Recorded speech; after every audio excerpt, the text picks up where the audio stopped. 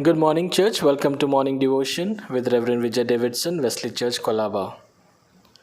Long time ago, there lived a brother and a sister. In their summer holidays, John and Sally visited their grandparents at their farmhouse.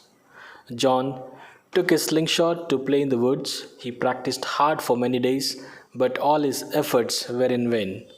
No matter how much he tried, he could never hit the target. In the lunchtime, Grandma called out, "John, it's lunchtime." While walking back, John noticed his grandma's pet. It was a cute little duck. This time, his shot hit the target and it hit the poor duck on its head and killed it. The boy panicked. Immediately, he hit the duck in the woodpile, only to look up and see his sister watching. Sally had seen it all, but she said nothing. After lunch that day, Grandma said, "Sally, let's wash the dishes." But Sally said, "Johnny told me he wanted to help in the kitchen today. Didn't you, Johnny?" And she whispered to him, "Remember the duck." So Johnny did the dishes. Later, Grandpa asked if the children wanted to go fishing.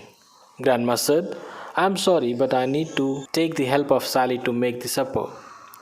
Sally smiled and said, "That's all taken care of. Johnny wants to do it." Again she whispered, "Remember the duck?" Johnny stayed while Sally went fishing. After several days of Johnny doing both his chores and Sally's, finally he couldn't stand it. He went to Grandma and confessed to her that he had killed the duck. "I know, Johnny," said the grandma, and gave him a hug. "I was standing at the window and saw the whole thing. Because I love you, I forgave you. But I wondered how long you would let Sally make a slave of you." Like Johnny, many of us have been in situations where we have done wrong and failed to accept our mistakes and tried to hide it, mistakes after mistakes. And we allow our enemy to take advantage over our lives because we are not willing to ask or seek for forgiveness. Nor many of us are ready to accept our mistakes and ask apology for our wrongdoings, may it be with our family members or loved ones, such as our parents, spouse, siblings, friends, or even a co-worker. 1 John chapter 1 verse 9 it says, "If we confess our sins, he is faithful and just and will forgive us our sins and purify us from all unrighteousness."